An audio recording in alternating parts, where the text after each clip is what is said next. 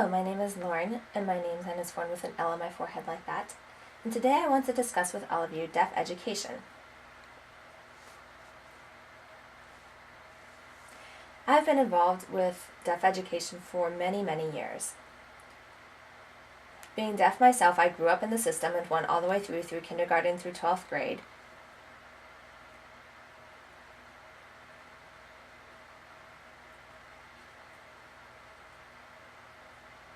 And when I began reading about deaf education, I realized that there are many complex issues involved.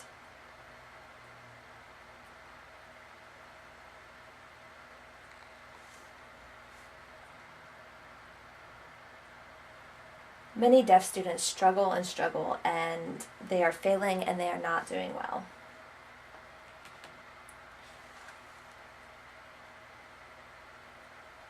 They struggle with writing, with reading, with literacy, and their future when they graduate and when they work, all around they're not doing well.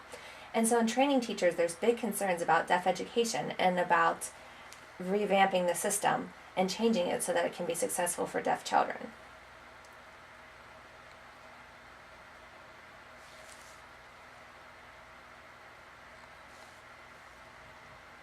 And in wanting to improve deaf education, it's very clear that very important that there's a clear goal and a clear point to this.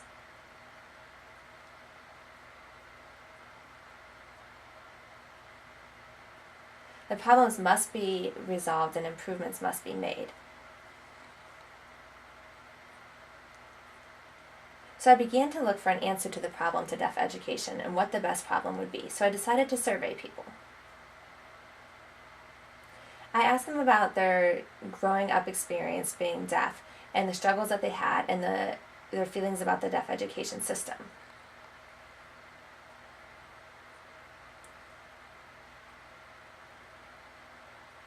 And what happened to them as they grew up and as they graduated.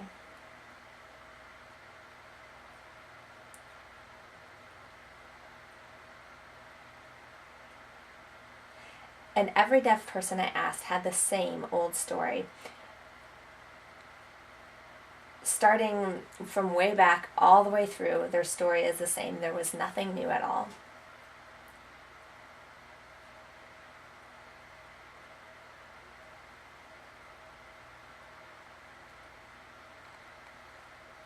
The big issue for all of these deaf individuals was language and communication.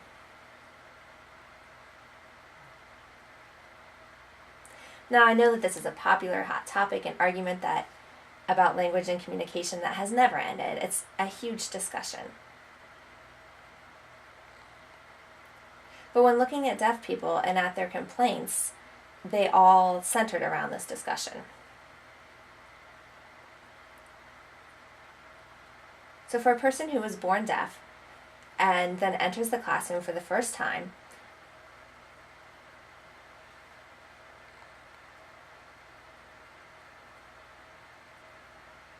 and they sit down and they're trying to understand the teacher, but they don't understand it all, and all the information is going past their head. Also, the teacher is not connected to the needs of deaf students. The teacher usually is hearing and has their hearing culture and their hearing needs and has no understanding of the deaf experience and the deaf need for visual strategies. And the emphasis is on oralism, is on English. And very little emphasis is on sign language, and very little practice is focused or given to that at all.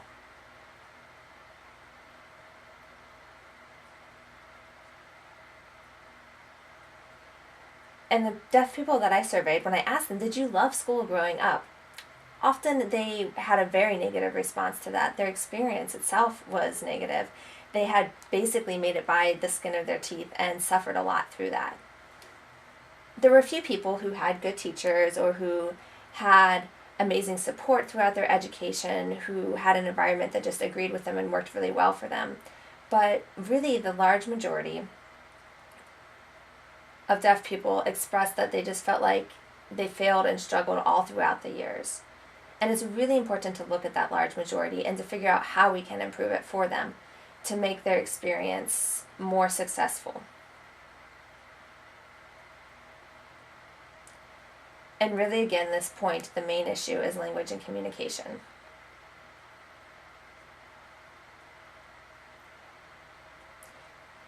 And once I realized that this was a language problem, I thought that it's really important that those students who are learning to become teachers, the improvements be made there.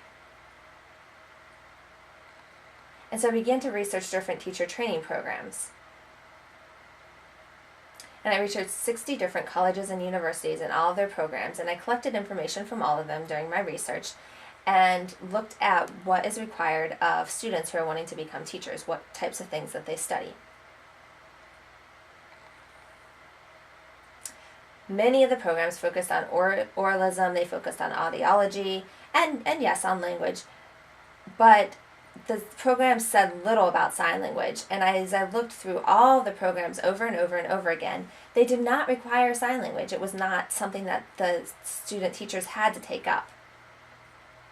They could wait and the children could teach them.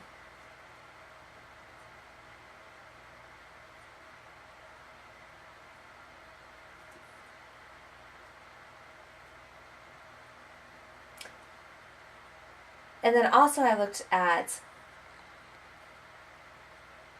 if teachers studied the deaf culture, the deaf way of thinking, and the deaf experience, and there was almost nothing.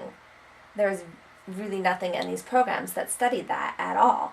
And so I said, okay, it is time that we roll up our sleeves and that we make a change and big improvements so that we can have a strong focus on language and effective communication in these teacher programs.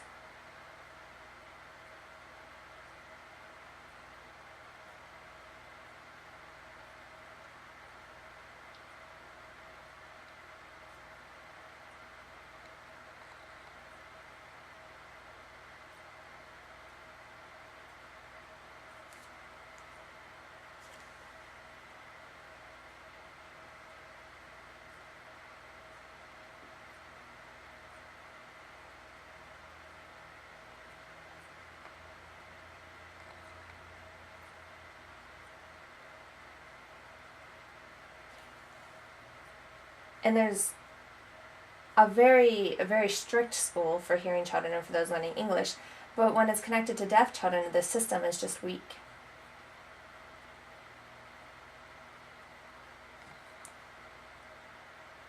There are a few deaf students who feel like they had a positive experience in middle school or high school because they had a teacher who was fluent in sign language and understood deaf people or was deaf themselves, and then they could understand better and clearly, and they were able to move on and proceed with their education. But for most people, even after graduating, they struggle tremendously with literacy and language and communication. And I think that what is really important to focus on is the age range from birth until 5 years old, that critical language period, because too often the children get no language during that time. And if you leave them from birth to 5 without any language exposure whatsoever,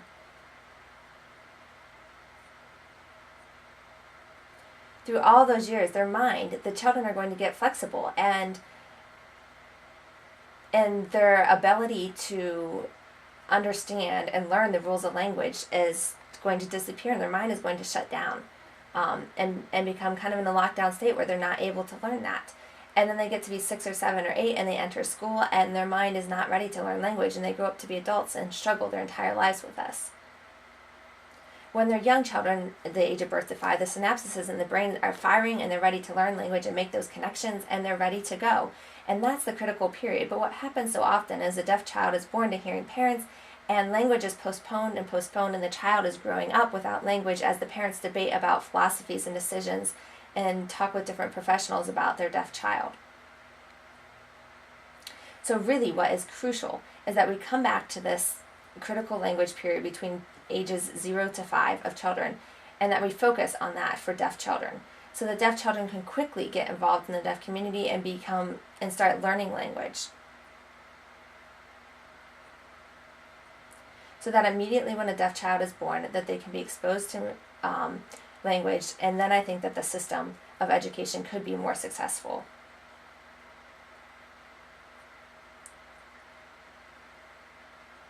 And I think that the answer to the problem in the deaf education system is a good structure in language and communication from the very beginning.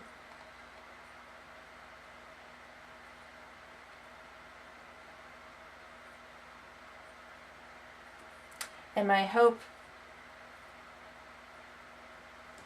thank you very much.